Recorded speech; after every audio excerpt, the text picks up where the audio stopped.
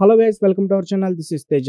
అయితే మీ అందరికీ నిజంగా జరిగిన ఒక స్టోరీని అయితే మీ కళ్ళ ముందుకు తీసుకురావడం జరుగుతుంది. ఎందుకంటే చాలామంది కూడా ఇండియా నుంచి వేరే ఇతర కంట్రీస్‌కి ట్రావెల్ చేస్తున్నారు. సరదాగా వెళ్తున్నారు.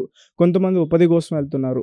సో అక్కడికి వెళ్ళినప్పుడు అక్కడ పద్ధతులు వేరే ఉంటాయి. ఇక్కడ పద్ధతులు వేరే ఉంటాయి. మరి వాటిని ఎలా పాటించాలి? ఒకవేళ ఆ పద్ధతులను మనం సరిగ్గా పాటించకపోతే అక్కడ చాలా చాలా ఎదుర్కోవాల్సిన పరిస్థితి ఉంటది. ఎందుకంటే రీసెంట్‌గా మలేషియాకి వెళ్ళి ఒక వ్యక్తి అక్కడ ఇరుక్కుపోయి చాలా చాలా చాలా బాధలు పడ్డాడు. ఈ సంఘటన జరిగి దాదాపు ఒక సంవత్సరం అవుతుంది. అయితే రీసెంట్‌గా మనకి వెలుగులోకి వచ్చింది. ఈ స్టోరీ నేను ఎందుకు తీసుకుంటున్నానంటే అతను అక్కడ ఎలాంటి ఇబ్బందులు ఎదుర్కొన్నాడు, ఎందుకు తనని తానే అంతం చేసుకునేట్టు కూడా అంత వాళ్ళు తయారు చేశారు, అసలు ఏం జరిగింది, ఈ నిజంగా బయట కంట్రీస్లో మాఫియాలు ఉంటాయా, ఇవన్నీ కూడా మనం తెలుసుకునే ప్రయత్నం చేద్దాం. నమస్తే. అక్కడ మేము పనికెళ్ళినప్పుడు బాగానే ఉంది. వెళ్ళి వారానికి మాకు ఇది వచ్చింది. కరోనా టైప్ వచ్చేసింది అక్కడ. వచ్చైతే ఒక 3 నెలలు అలాగే ఉన్నాం లోపల. ఏంటది ఏరియా ఏంటి? మలేషియా. మలేషియా. అప్పుడు అలాగే చేసుకుంటున్నాం. అది తగ్గింది తగ్గేటట్టు చేసుకుంటుంటే అలాగా ఇబ్బందుల్లో పడ్డాం. చాలా ఇబ్బందుల్లో పడ్డాం. ఒక 3 నెలలు అయితే 4 నెలలకి ఇచ్చేవారు. 2 నెలలకి ఇచ్చేవారు కాదు. అలాగే చాలా చూసాం జీతాలు. అలా జరిగితే వస్తుంది. అలా చేస్తానే ఉన్నాం. ఉంటా మొత్తం మా రూమ్‌లో ఏం జరిగిందన్నది నాకు తెలీదు. తెలియకపోతే ఆళ్ళు కూడా స్వామి అంటనే ఉండేవారు. మమ్మల్ని ఏదో పక్కన కొడతానే ఉండేవారు ఆళ్ళు. అలా చాలా ఇబ్బందులు పడ్డాం. అంటే మీతో స్నేహంగా ఉంటూనే మీ మీద దాడి చేసేవారు. కొడతానే ఉండేవారు. దాంట్లో 5 మంచోళ్ళు, దాంట్లో ఒకడేమో అదో టైప్‌లో ఉండేవాడు. మంచిగానే ఉండేవాడు.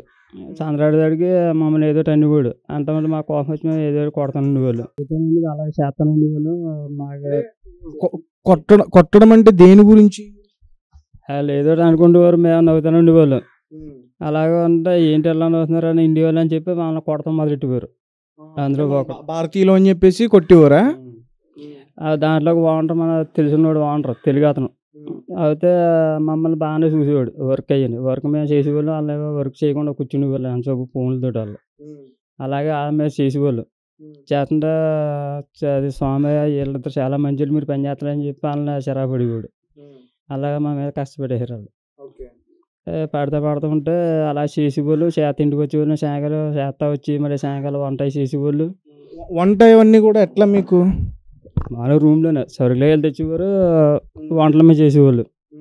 అలాగే జరుగుతూ ఉంటే ఇంక వెళ్ళిపోదాం అనుకునేవాళ్ళు. వచ్చేదా మీకు ఫ్లైట్లు లేవు అనేవారు. వచ్చేస్తాం. కరోనా టైంలో ఫ్లైట్లు వెళ్ళి క్యాన్సిల్ అయినాయి కొన్ని. అలా తగ్గిన తర్వాత వెళ్ళిపోదాం అనుకునేటోడికి మరి లోపల మనోడు అక్కడ ఉన్నాడు. ఆడు ఏం చేసాడో రూమ్లో తెలియదు, మనకేం చెప్పలేదు. వాళ్ళు ఒకసారి ఇంక్వైరీ లోపల కెమెరాలు ఉంటే మనకు చెప్పరాళ్ళు. రూమ్లో ప్రతి రూమ్లో మీరున్న రూమ్ లో కెమెరాలు ఉంటే మీరు ఏం చేస్తున్నారో వాళ్ళు చూస్తూ ఉంటారు ప్రతిసారి. కింద కిరాణా కొట్టు చూసుకుంటాడు.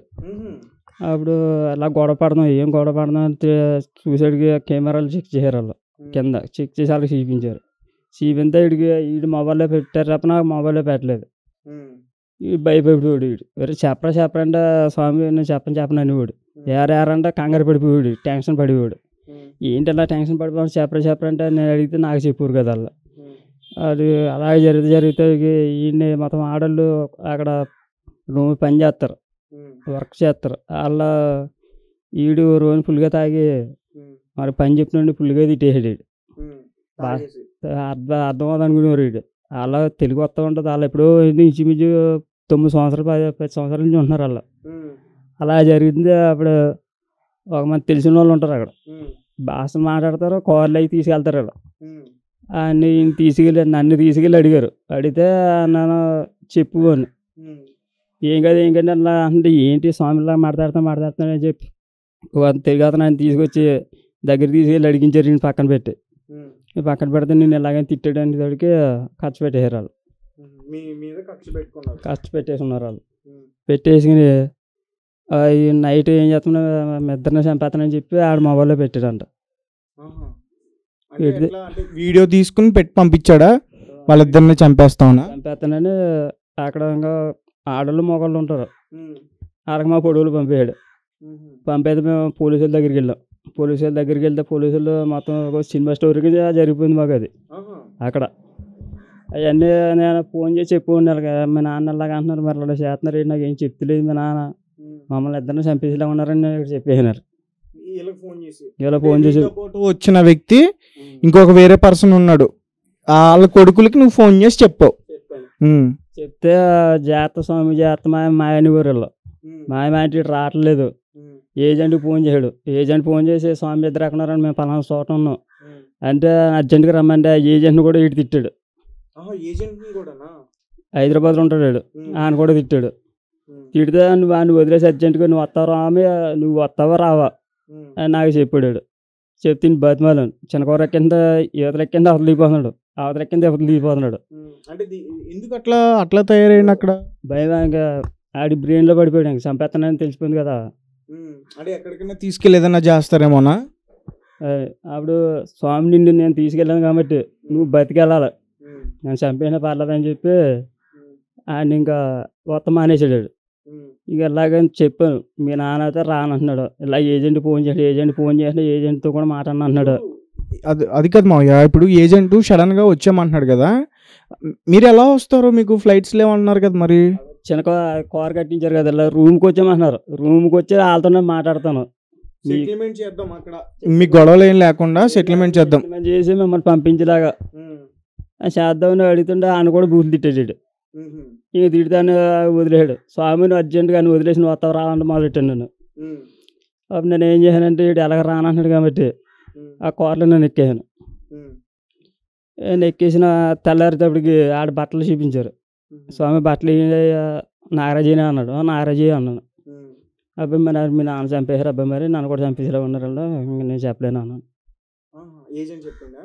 ఏజెంట్ కదా, వీళ్ళ అబ్బాయిలు చెప్పాను. అప్పుడు మీ నాన్న బట్టలు చూపించారు, మీ నాన్న చంపేశారు అంట, మరి ఊరేం చచ్చిపోయాడు అంటున్నారు. మరి నాకు నేను అప్పుడు అన్నాను, ఇలా చంపేశారు, అలా ఊరేసి చావడాడు, ఇలా చంపేశారు అని చెప్పి పోలీసులు కూడా చెప్పిన, పోలీసులు పట్టించుకోలేదు. పోలీసులు కూడా లంచం పెట్టేశారు వాళ్ళు. అంటే ఇప్పుడు అతను అంటే ఎలా చనిపోయినప్పుడు ఎట్లా కనిపించాడు? మనిషి చనిపోయాడు, ఒక ఊరేసుకున్నట్టు ఆ వేలో కనిపించాడా? ఆ ఫోటో చూపించలేదు, బట్టలు చూపించారండి, మనిషిని చూపించలేదు పూర్తిగా. ఎలా చంపేశారు అన్నది మనిషిని చూపించలేదు, బట్టలు చూపించారు. అప్పుడు ఏ బట్టలుగా మేము పనిచేసే డ్రెస్సులు అయ్యని చెప్పి నేను వీళ్ళకి ఫోన్ చెప్పాను.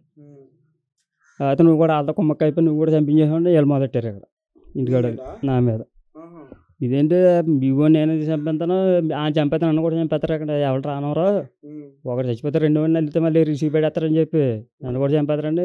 వీళ్ళకి కూడా చెప్పాను ఇంటికి ఫోన్ చేసి. అది చెప్తాడు నా ఫోన్ మొత్తం ఆగిపోయింది, పని చేయలేదు ఫోన్ నాది. ఆగిపోతే నేను ఏం చేశాను, పక్కన పెడదాం ఫోన్ రూమ్లోకి వెళ్ళాను. ఆ రూమ్లోకి వెళ్ళి ఆ రూమ్లోనే పడుకుంటున్నాను కానీ వాళ్ళు నవ్వుతూ ఉంటున్నారు నా వెనక చూసి.